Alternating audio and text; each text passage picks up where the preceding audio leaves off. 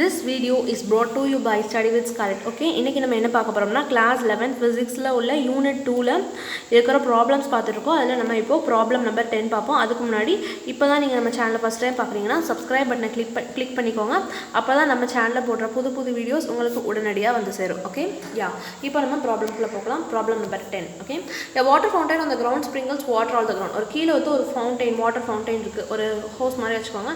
And அதுலேருந்து water இப்படி sprinkle ஆகிட்டே இருக்குது. Okay, speed of the water coming, இதிலிருந்து வர வாட்டரோட ஸ்பீட் கொடுத்துருக்காங்க. அந்த speed v. Calculate total area around the fountain that gets wet. Okay, so அந்த வாட்டரில் வந்து இந்த ஃபவுண்டைன்லேருந்து வர வாட்டர் மூலமாக எவ்வளோ ஏரியா வெட் ஆகுது, அதை தான் நம்மளுக்கு இந்த கொஷினில் இப்போ கேட்டிருக்காங்க. ஸோ அதை தான் நம்ம இப்போ கண்டுபிடிக்க போகிறோம். ஓகே, வாங்க இப்போ இந்த கொஷினோட சொல்யூஷன் என்னங்கிறத பார்க்கலாம். Okay, we are discussing question number 10. Okay, first பாருங்கள், ஸ்பீட் ஆஃப் த அங்கே கொடுத்துருக்கிறது என்னென்னா speed of the water coming out. Speed of the water என்ன கொடுத்துருக்காங்க? Speed of the water is given as just velocity வின்னு எடுத்துக்கலாம். Okay, maximum distance the water wets. So maximum distance நம்ம என்ன எடுத்துருக்கோம்னா ரேஞ்ச் எடுத்துருக்கோம். Okay, range maximum distance the water wets. Maximum distance the water wets is taken as our range. So the range எடுத்துக்கும், the projectile motion ஆல maximum distance is taken as our range. So range maximum எடுத்தாச்சு. And then நம்ம என்ன கண்டுபிடிக்க போறோம்னா, நம்ம கண்டுபிடிக்கும் போது total area around the fountain that gets wet. Total area around the fountain, total area that gets wet.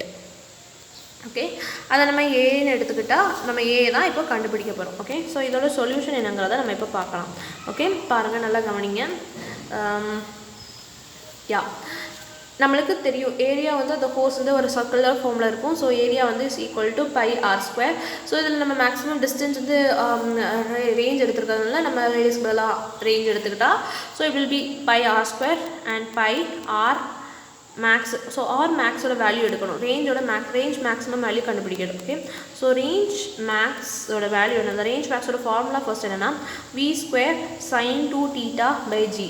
Okay, so range எப்போ மேக்ஸிமமாக இருக்கும் அப்போனா நம்மளுக்கு ஆங்கிள் கண்டுபிடிக்கணும். So sine 2 theta will be maximum. Sine 2 theta will be maximum when theta is equal to 45 degree. Theta 45 டிகிரியாக இருந்தால் உங்களுக்கு என்ன வரும்? சைன் 2 தீட்டா, அதாவது sine 2 × 45 will be sine 90 degree. Sine 90 degree வந்து உங்களுக்கு 1 ஆயிரும். ஸோ இது இப்போ தான் மேக்ஸிமம் கண்டிஷன் இருக்கும். So theta will be maximum when sine 2 theta equal to 90 degree. அதனால் தீட்டா 90 டிகிரி போடுங்க. அப்போ 90 டிகிரி போட்டால் சைன் 2 தீட்டா 1 வரும். And B square by G உங்களுக்கு ரேஞ்ச் மேக்ஸிமம் வரும். Range will be B square by G. So இந்த concept மட்டும்தான். Maximum range கிடைக்குன்னா உங்களுக்கு angle of projection should be maximum. Angle of projection எப்போ மேக்ஸிமமாக இருக்கும்னா தீட்டா வந்து உங்களுக்கு what it should be theta should be 45 degree, அதாவது 2 தீட்டா வந்து அப்போ தான் 90 டிகிரியாக மாற முடியும். ஓகே, ஸோ இதை பார்த்தாச்சு. R maximum is equal to v square by g. And next area பாருங்கள். So area is obviously pi r square. இப்போ பைக்கு பதிலாக அண்ட் ஆர் ஸ்கொயருக்கு பதிலாக v square by g the whole square போடுங்க. And area will be pi into v square the whole square v power of 4, 2 2s are 4 and g square வந்துடும். So area is equal to pi v power of 4 into G square. So this is your answer for area. So இதான் உங்களோட ஏரியாவோட answer. Just என்ன செய்யணும்னா area equal to pi r square போட்டு r மேக்ஸோட value v square sine 2 theta divided by g. Okay, பாருங்கள், r மேக்ஸிமமோட value is v square sine 2 theta divided by g. And ஒரே ஒரு இதுதான் sine 2 theta will be maximum. Sin 2 theta will be maximum when theta is equal to 45 degree.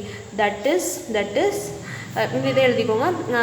sin 2 theta will be equal to sin 90 degree which is equal to 1. okay, and then அப்படி பார்த்தா 1 பார்த்தா நமக்கு v square by g வரும். r max is equal to and area is equal to pi r square அப்படி பார்த்தா and pi into v square by g the whole square போட்டா pi v power of 4 divided by g square. okay, so this is your answer for question number 10. that is area is equal